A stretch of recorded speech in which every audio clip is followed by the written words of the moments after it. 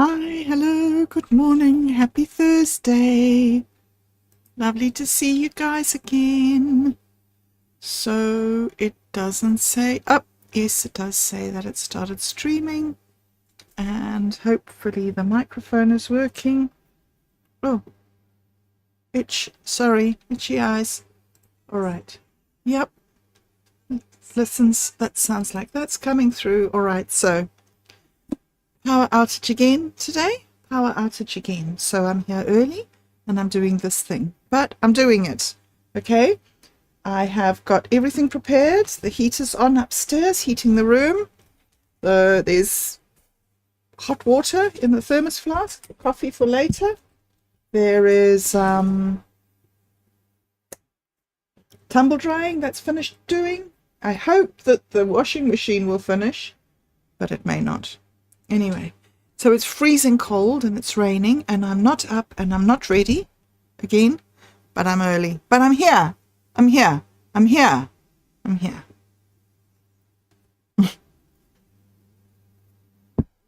I am here. And I have a thing written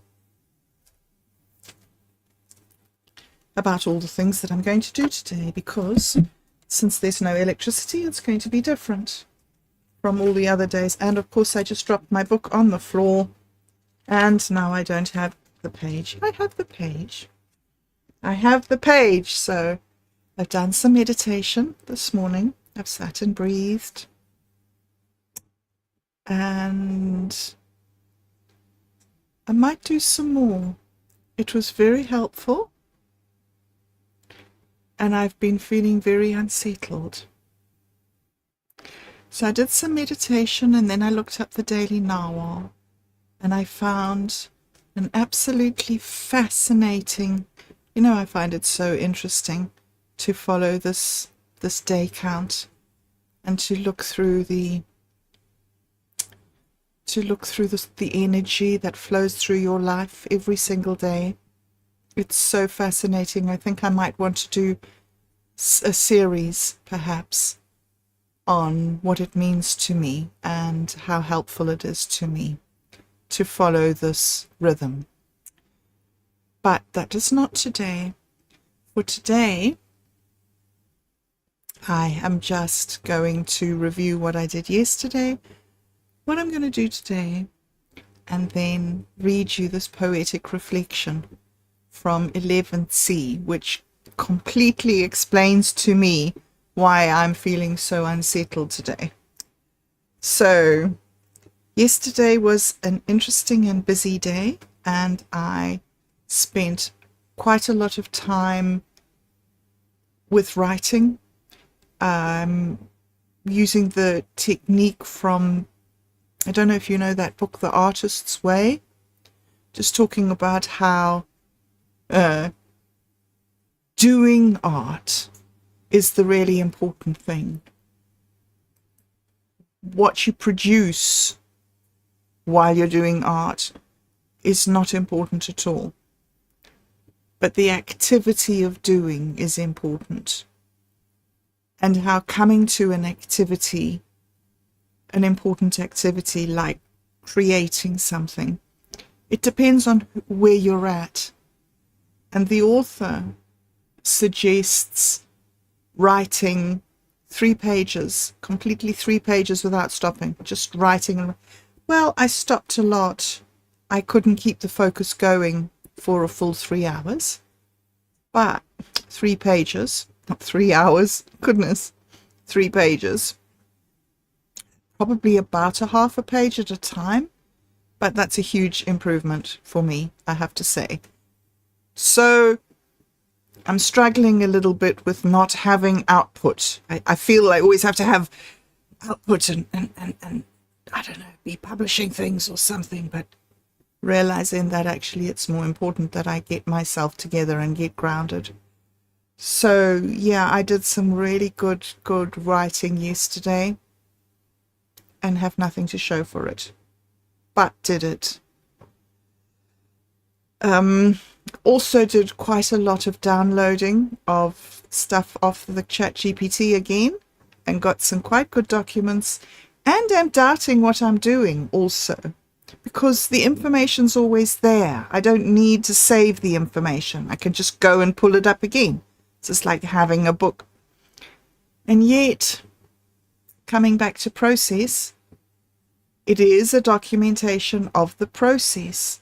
So I'm trying to just get on with it and do it and not second guess everything and say, oh, I'm wasting my time. I'm doing this for nothing because I'm doing this.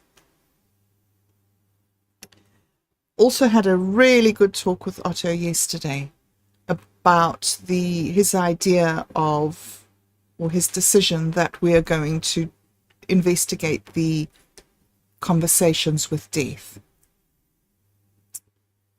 And that leads on to today, which is I have got around about 20 minutes until the power goes out. So I'm going to try and get the narwhal post up for today. I've done the post. I've just got to post it. I'm not going to be able to illustrate the poem. I'm not going to be able to do that, but I have the poem and I am going to read the poem now. There's a flask full of hot water upstairs, and I am going to have the meeting with Otto via my cell phone, and we're going to talk about hopefully what I'm going to do now, which is to write out a list of talking points that is going to take us through the series, which we hope to start recording this weekend or the beginning of next week.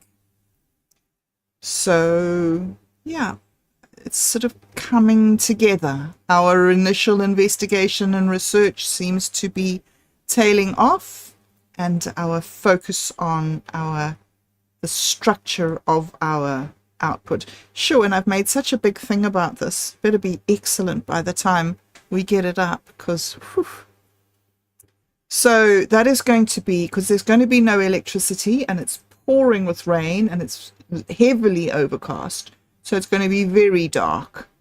So I'm going to sit on the sofa with the curtains open and write there by the light of the outside. I also have a book on the vagus nerve that my sister sent me a few months ago maybe. And it would be really good for me to start reading that. Really good. Yeah, hopefully the lights will be back on this evening in time for me to be able to do the reading of Jack's story, because that's also really good. I'm pleased that I'm getting through that. And then the most significant thing that I'm going to do today is I'm going to catch up on housework. The bathroom needs a really good wipe down and the floor needs to be cleaned. So I'm going to get a bucket of hot water now before, well, I don't even need to hurry because the geyser will be full of water, but I'm going to get a bucket of hot water and I am going to clean down the bathroom and the bathroom floor. And then I'm going to fold up all the washing. I have a couple of baskets of clean washing that I've been doing the last few days. And I've got some folded washing. I'm going to take the folded washing and put it away, and then I'm going to fold and put away the rest of the washing and possibly change the sheets on the beds. Won't be able to hoover the floors, yay. Okay. And then later on at about 2 o'clock possibly, hopefully it will have stopped raining. If it has stopped raining, I'm going to take the sugar down. I'm going to put it in the bees hives, and I am going to close the boxes. The boxes have to be closed for 3 days so that we can move them up here, so that when the bees exit the hive again, when we open them up, they will have forgotten their directions to go back to their old hives. So they will come back to the new place. So it's quite a delicate operation and it has to be done properly. So I'm going to start that today. I hope I may be going to start that today, depending on the weather. from today, the next time that I get a good opportunity to do it, I'm looking.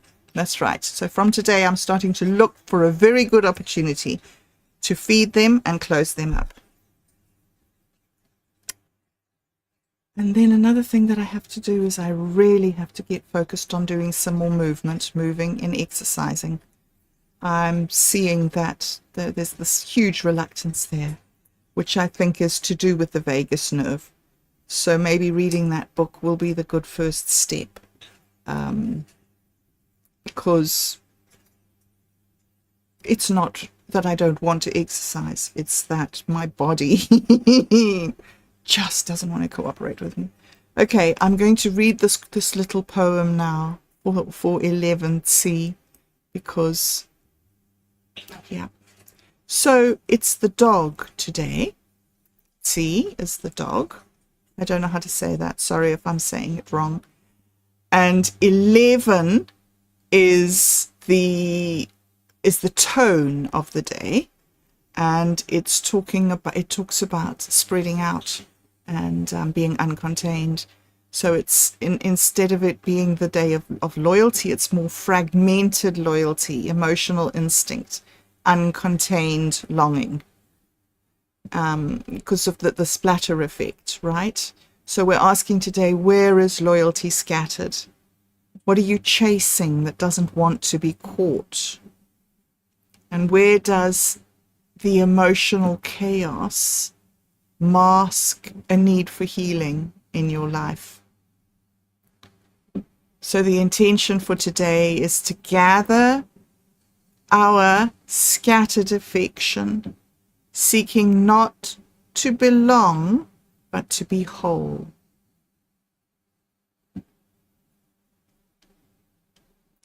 So this little reflection is called the scatter of the loyal heart. There are days when the soul has too many leashes, tied to too many ghosts. You sniff old footsteps on a path that never led home, yet still you follow. Your heart is not weak for wanting. It's a creature of scent and story, trained by absence, fed by flickers of love that never settled into form. This is the dog of the mountain, but today he's lost in the valley. He howls not from hunger, but from memory. The number 11 scatters what once felt certain. One thread pulls you to a childhood smile. Another to the one who almost stayed. And another to the stranger who saw you once and then forgot your name. Let it be okay. Let the heart run a little wild. Just promise yourself this. When the barking subsides, when the dust of your desire settles like ash on the skin, you will call your soul back without punishment, without shame, without demanding it be tame. You are not too much. You are just not meant to be caged.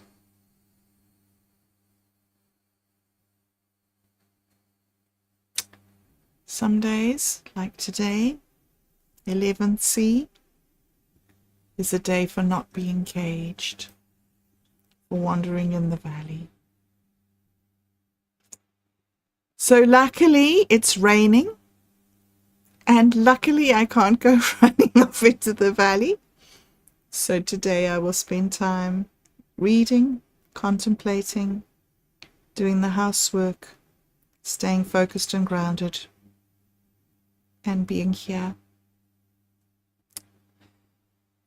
Okay, and tomorrow I will be back, and hopefully this evening I will get that poem out, put it up, so it'll be ready for another one for tomorrow.